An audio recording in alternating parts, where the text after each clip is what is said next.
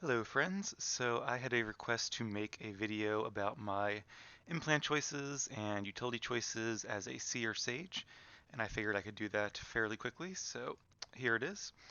I'm going to start with the implant choices, and these will be for both PvE and PvP. Also, a quick disclaimer, these are only my personal opinions after looking through the options and kind of choosing what I think is best. I haven't done any number crunching or theory crafting, so if you have a different opinion or a different style, let me know in the comments. But all I can do is let you guys know what I tend to do as a Seer Sage. So for implants, I'm currently running Dynamic Force and Unmatched Haste. I was originally going to do Dynamic Force, which is the Force Potency cooldown reduction, and the Revitalize package, which seems to be fairly decent. None of these are really super awesome, but they all seem kind of about equal in terms of usefulness. I didn't really love the Dynamic Force package the Unmatched Haste package, um, because you have to use Force Speed to reduce the cooldown, and I'd rather kind of save Force Speed for when a fight or in PvP when you have to move around for another reason. I really don't like using Force Speed as part of my automatic rotation because then it's on cooldown rather when you need it for other things. So that was one thing that annoyed me about TK in the last patch, and I guess still TK as far as I know. And kind of annoys me as well with using that implant. But the reason I didn't go with the Revitalize package is because it is currently bugged and doesn't work. So it does essentially nothing. And all else being equal, I'd rather have the other two then. So um, that's what I'm going with. I did buy the Revitalize package before I knew about the bug, so I still have it. I might upgrade it at some point. That way, if they do fix the bug, hopefully soon, I'll probably switch that out for the Unmatched Haste. The other nice thing about having Unmatched Haste and Dynamic Force are that they're also both useful for DPS. So if you're like me and you're mainly a healer but you do DPS on occasion, both those implants are useful, whereas the Revitalizing package would do nothing if you were a DPS. I think they're actually better ones for DPS in terms of implants, but I haven't really looked at those too much because I really haven't done too much DPSing yet. So that's it for implants. Let's look at the utilities, or what do they call these now? Abilities, I guess. Um, oh, I didn't realize there was a second tab here. All right, so I'm going to go up the tree and I'm going to mention which one I would use in PvE and which one I would use in PvP, sort of simultaneously. So the first choice is this row here, basically three different buffs to Deliverance. You have Keeper of the Peace, which heals two friendly targets for additional damage. Let's see how much Deliverance does. Deliverance is 23, 5, 20 plus. So it's the same amount, but it does it for two targets instead of just one. Sustained Aura, which you still keep Deliverance, but in that case it applies a pretty good hot afterwards. Heal over time, that is. Or you can get Hastening Call, which means that after you cast Deliverance, your next Deliverance is instant. So I don't really love this one just because I don't really use Deliverance that much, just part of my playstyle between all the other abilities we have with trying to use Healing Trance and Salvation and Wandering Men and Recovering Our Force. I don't find that I have too many scenarios where I use Deliverance that much. So making it instant actually would be good, unlike Benevolence, because Benevolence has such a short cooldown that making it instant doesn't really help anything, because even instant abilities are not really instant. They're still the global cooldown of 1.5 seconds, or with Alacrity it'd be about 1.38. So um, when you have an instant Benevolence, the only benefit is that you can use it while moving, because you're spending the ability at the start of that 1.38 seconds. I guess Triage too. You can get it the heal applied more quickly. But in terms of total healing over time, whether you use the ability and then go on a global cooldown, or whether you cast the ability, really doesn't matter. But for Deliverance, it does because this has a 1.84 second cooldown. So it will be a slight benefit to do it instantly, plus you get the benefit of being able to move and applying that healing a little bit more quickly. So I could definitely see an argument for Hastening Call, mainly in terms of triage, I guess, but because you still have to cast a long ability to use it, I don't know. It's not really my favorite of the three. The one I like for PvE is Sustained Aura because as a healer, most of your heals will be on the tanks, and the tanks are always taking damage, so having an extra hot on them seems like a pretty nice little bonus to have. For PvP, however, I would keep the Keeper of the Peace because in PvP, typically people are clustered a little more closely together, and typically the healing is more evenly spread. There's not like two targets that need lots of healing and others that are full on HP. Usually everybody's in need of some degree of healing. So, especially if people are close together, they've probably been hit by a lot of the same abilities. So I tend to lean towards Keeper of the Peace in PvP. But I'm not sure there's really like a wrong answer here. I think as long as you choose the one that's best for your playstyle, you can make an argument for any of the three. But anyway, that's my decision, is Keeper of the Peace for PvP and Sustained Aura for PvE. On the next tree here, we have Cloud Mind, which is a defensive cooldown. Gives you a 25% damage reduction for 6 seconds. It's on your detaunt ability. Benevolent Haste, which makes Benevolence increase the movement speed of the target for 6 seconds. And Bastion of Light, which means Benevolence has a 50% chance to cause your Rejuvenate to tick twice. So I also don't use Benevolence very much, pretty much only when I get the free Benevolence from Salvation or Deliverance. Benevolence is our little mini heal here. Or if somebody's like really close to dying and everything else is on cooldown, then I'll spam it, but hopefully that doesn't happen very often. So I really, plus Rejuvenate ticking twice, Rejuvenate is our hot, so it does very little healing per tick, so I'm not really sure that's very good. Now it will increase healing, so you can make an argument that in terms of just healing output, this is really the best ability of the three, but in terms of actual overall fight utility, I think the other two are more useful. Benevolent Haste I could maybe see being useful in some PvE fights, but I think it'd be very rare. I think it has a stronger argument to be used in PvP because there's a lot of running between nodes, or if you're running away from somebody, having that speed boost could be nice, or if you have the hut ball, that could be nice. So I could see more of an argument there. However, personally, I would use Cloud Mind both in PvE and PvP. There are a lot of mechanics or times in PvE where you're going to take a lot of damage, or if somebody makes a mistake and you know that the boss is about to hit you, having that damage reduction can be really useful. And in PvP, obviously, you'll have times where somebody's attacking you and doing their burst, and having that damage reduction is also useful. So my personal recommendation would be Cloud Mind in both PvE and PvP, although I could also see arguments for Benevolence Haste in PvP as well. Healing Trance is obviously our only choice here. So in the next tier, we have Potent Resolve. Mental Alacrity increases the healing done of Healing Trance by 3%. Researching Power, Healing Trance builds stacks of Researching Power, which increases the healing done by Benevolence, Rally, or Deliverance by 3% per stack. And we have Rejuvenating Aura, Healing Trance, spread your Rejuvenate up to 4 allies. No, it says up to 4 allies. Okay, I guess it's a typo. Within 8 meters. I think it should be 2 up to 4 allies within 8 meters. So first things first here. I don't actually know what is Rally. Is that one of these? No, I don't know. Somebody let me know what Rally is, because I probably should know that, but I don't. In terms of Benevolence and Deliverance, like I said before, I don't use those very often in my personal healing playstyle. So this one really isn't that beneficial to me. I mean, it could be useful if you're trying to pair it with like this thing here, because you could use Deliverance, and then your next Deliverance would be more powerful. I don't know, but personally not my favorite. This one, Mental Alacrity, increases the healing done of Healing Trance. I do use Healing Trance very frequently because it's a great heal. It helps our force replenishment. It's just a really good ability that I was just using, if not off cooldown, then fairly close to it. It also pairs well with Rejuvenate, which makes it auto crit or increases the crit chance, if I remember correctly. Yes, that's correct. Okay.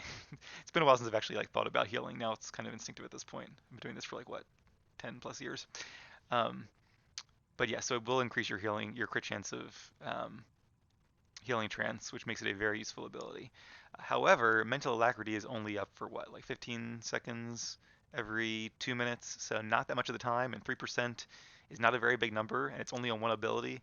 So the actual amount of healing, it really isn't that much more healing. However, Rejuvenating Aura, which means when you use Healing Trance on somebody, it spreads your Rejuvenate to up to 4 allies. That I think is useful in both PvE and PvP. Because if you imagine you have your Rejuvenate on a tank, and you use Healing Trance, it will spread to the other tank, who hopefully should have Rejuvenate anyway, and to 2 additional DPS who might be close by. And Rejuvenate actually does a decent amount of healing, 12,626 in my case. Well, the hot is 12,000, and then plus there's an initial burst. So I'm not sure if this, let's see. It says spread your Rejuvenate. I assume that's only the hot portion, and hopefully you get the full 12 seconds. I really haven't like tested this at all. I guess I probably, well, no, there's nobody to spread to, but I can send my companion and try it out here. This is a very off-the-cuff video, as you guys can tell, but all right. So if I use this, and I want to let it settle me for a bit, because I want to see if I use like right near the end, is it going to give the full 12 seconds to zoom whatever her name is here? All right. And I use this, and looks like the full 12 seconds. Nice. Um, Let me set her to like damage mode or tank just to. Alright, I want to do that again. So I have this. Oh, I used it on Zoom, didn't I? Can I click it off? I can. Oh, cool. Alright, so I'm going to use Rejuvenate on myself, and then Healing Trance.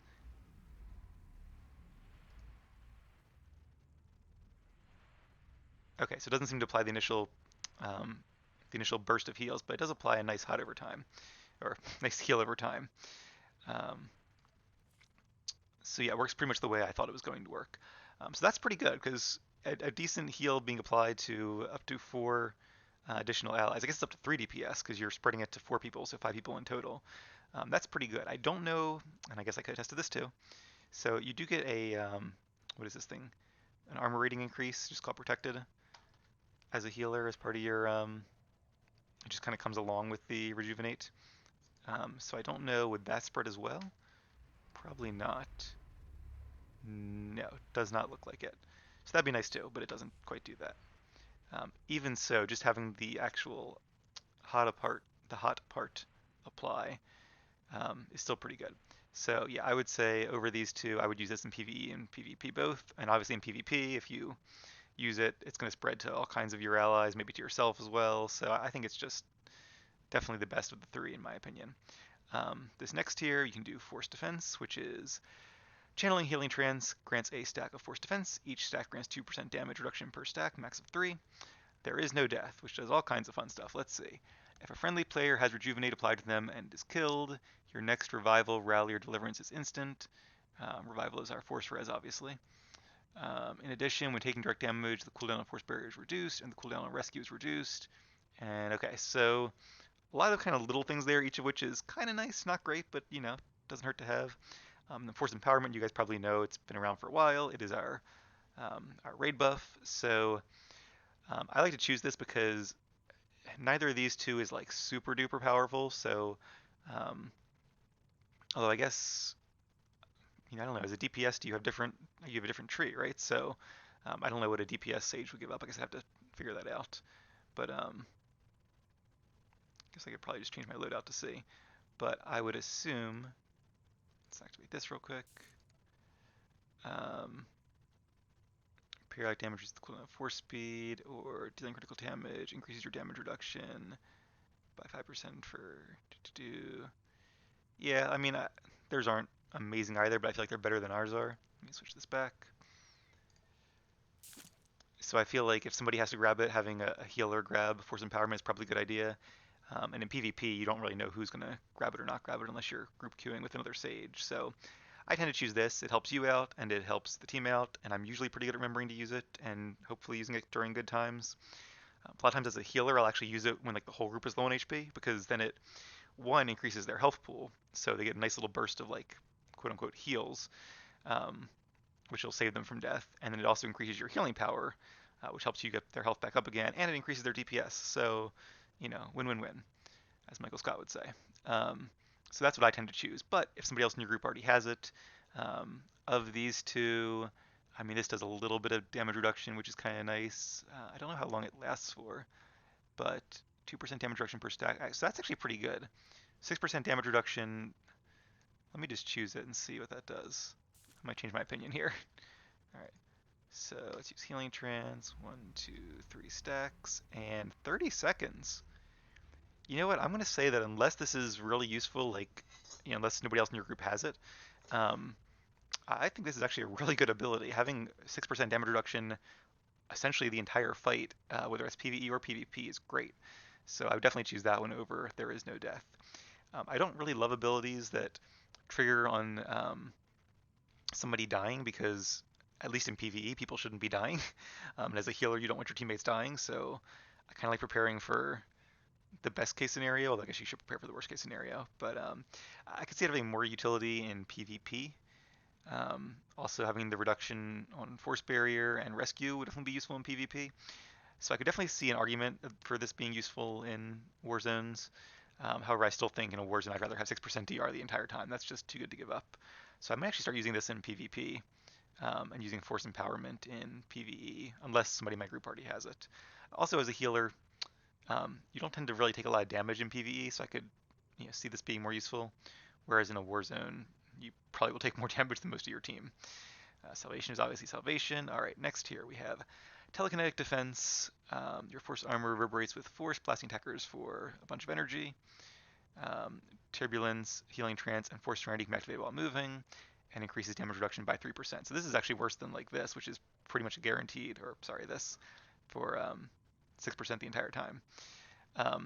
This is a no-brainer. Force mobility, you always want to have the ability to use Healing Trance while moving.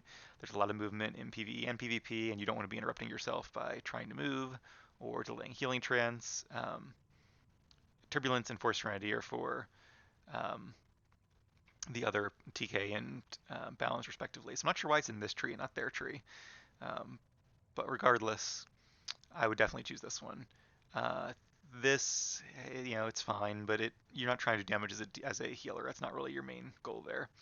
And 3% damage reduction, that would be very nice to have, but personally, I just think you're more likely to resist taking damage by having the ability to move more easily, especially in PvP, than just a flat-out damage reduction. If you're going to take this, I would recommend taking it in PvE, but I really would not give up Mobile Healing Trance in PvP. I remember, I think there was another good one in the previous patch that I occasionally gave it up for, and I always regretted every time and wanted to go back. Wondering, man, you guys know. Alright, Metaphysical Alacrity. Reduces the cooldown of Force Speed by 5 seconds and Force Barrier by 30 seconds. In addition, Force Speed lasts longer. Mental Alacrity increases movement speed, and the cooldown of Force Speed is finished when Force Barrier ends. So a lot of cool little bonuses there. In the previous patch, the Force Speed lasting 0.5 seconds longer was bugged, and everyone had it whether or not you chose this utility. I assume that's fixed now, but I don't really know, and I don't really care enough to test it. So this is fine. I could see this kind of pairing well with some of the implant abilities, the Mental Alacrity one in particular. So you get some nice synergy there, and you could even go for the one that increases Healing Trance when you have Mental Alacrity up, but I wouldn't recommend that. All of these are nice things to have, mainly I would say in PvP more than PvE. Valorous Spirit, Forcement increases your damage reduction by 15% for 6 seconds. Additionally, reduces the cooldown of Forcement by 5 seconds. As you can see, that's obviously my preference because I love Forcement. It's just a great ability. It's off the global cooldown, so you can use it whenever. It has a fairly short cooldown of, I think, 30 seconds, or 25 actually. That might be due to my alacrity that it's decreased a bit. But actually, no, it's decreased because I have this ability. Duh. So that's every 25 seconds having a nice big self-heal, which you can't see because of the window, but it's there, I promise. It's really nice. Plus the damage reduction of 15% is nice too. I do tend to use Forcement as a cooldown both in PvE and PvP, or at least I used to in PvP. Now, unfortunately, we have to choose between Valorous Spirit or Kinetic Collapse. So Valorous Spirit would be my choice for PvE. Kinetic Collapse would be my choice for PvP. For war zones. Force armors you place in yourself erupt in a flash of light, blinding up to 8 nearby enemies for 3 seconds. This is also known as Bubble Stun. It is very powerful. Some people hate it, mainly melee DPS that are attacking you, but as a healer, I love it. I think it's great. I do miss the... actually, no, they still have the tactical. There's a tactical that actually lets you use Force Mend to reset your barriers. It's really a shame you can't choose both of these because there was some nice synergy there. While that tactical didn't increase your healing power during PvP, it did keep you alive longer, which was really nice. Being able to use a Force Armor to get the Bubble Stun, and then using Force Mend and resetting the cooldown to do a second Bubble Stun was just super fun to annoy any DPS that were attacking you. It can also be used to help with no guarding. Just all in all, I'm a big fan of Bubble Stun still, and I would definitely recommend using Kinetic Collapse for PvP. Although, Valor Spirit would definitely be useful as well, so I wouldn't fault you if you preferred that one. But yeah, my choice would be Valorous Spear for PvE, Kinetic Collapse for PvP. Alright, 2 to go. Telekinetic Blitz, that's that ability they added in the previous expansion that nobody really liked. It wasn't really that useful. I guess it does some stuff, stack 3 times, does more damage. You really shouldn't be doing damage as a healer. Maybe if you're doing like certain master mode operations that have tight DPS checks, you might want to get this to do more damage. In fact, I could probably see an argument for it there because these two are not really useful in PvE as much. So, if you're in an operation and there are fights that don't have super intense healing checks but do have intense DPS checks, mainly Master Mode fights, then yeah, I could definitely see this being useful. But in most PvE fights and in PvP fights, you really shouldn't be focusing on doing damage, so I wouldn't suggest using that. Um, Force Lift is really fun. I really miss having this ability because there are so many times you see like either an enemy healer or an enemy DPS just free casting off in the distance somewhere, and you're like, oh, I want to Force Lift them. So I do miss Force Lift, but I don't really choose it too much anymore. Mainly because damage breaks it. It's not very useful in PvE because most enemies have boss immunity. It might be useful in the fourth fight in Temple of Sacrifice, the Revenant Commanders, because a lot of stuns and CCs are useful in that fight. But that's about the only fight I can think of. Otherwise, in PvE, it's pretty much useless. And in PvP, it has some use. However, because it breaks on damage, I wouldn't recommend using it unless maybe you're doing like group ranked or something. Then it could probably be useful. But even then, phase walk is just everybody loves phase walk except people I guess who are trying to kill sages. But all of us sages love phase walk. Even shadows love phase walk, and they will still cry about losing it. I can say that because I also play shadow, and I still miss it. It's so fun. Um, but yeah, I mean we have the privilege of having a phase walk, so I feel like it'd be wrong not to take it. I take it both in PvE and PvP. It is super useful for staying alive in PvP. Definitely use it as much as you possibly can. It's also useful for getting between the nodes more quickly, which is great. You can put it near the enemies, like not in their end zone, I don't think, but like near their end zone in Hutball, especially classic Hutball. And you can phase walk up there, and you can have somebody pass you, or you can use rescue to force pull them up. It's just an amazing utility ability. I would definitely recommend it for PvP, 100%. Um, and I tend to use it in PvE as well, just for lack of better choices. But like I said, if you're in a fight that has a really tough DPS check and you're trying to help out your team, maybe this is a good DPS thing. I haven't really done the math, but that would be the one time I could see maybe wanting to use Telekinetic Blitz instead of Phase Walk. All right, last but not least, we have Egress. Force Speed grants Egress, removing all movement pairing effects and granting immunity to them for the duration. Confound, targets by your weakened mind are slowed. And Mind Ward, reduces the damage of all paralic effects by 15%. Um, so this in PvE is a pretty, well, I'd say it's an easy one, but it really depends on the fight. There are some fights where movement is important and you'd want to use Egress. There are also certain fights, Master and Blaster, where you definitely do not want Egress, so just keep that in mind if you're doing Master and Blaster. Story mode might not matter, but hard mode or nightmare mode, sorry, veteran mode or master mode, some things never change. Um, don't use Egress during Master and Blaster, but any PvE fight that requires that puts slows on you, like Deshrood, for example, you might want to use Egress. I'm sure there are others. Uh, then any fight that has a periodic damaging ability that you get on you, especially like Revan is a great example. Nephra for a little bit before you can cleanse yourself. So there are definitely a number of fights that have periodic effects. This is a good one to take. I wouldn't use this in PvE at all because, like I said, bosses are immune to it. And you shouldn't be using Weakened Mind anyway because you're a healer. So, yeah, well, you might use it on the boss for extra DPS, but it won't slow them. So I definitely wouldn't use this. I also wouldn't use it as a healer in PvP because, again, how many times are you throwing out Weakened Mind? Maybe if there's not much healing, but if there's not much healing needed, you're probably doing okay anyway, and you don't need this ability. So yeah, as a DPS, it can be fun as balance, especially because you can spread your Weakened Mind to a lot of people and slow them down. But I definitely wouldn't recommend it as a healer at all. So yeah, PvE I would use Egress or Mind Ward depending on the fight.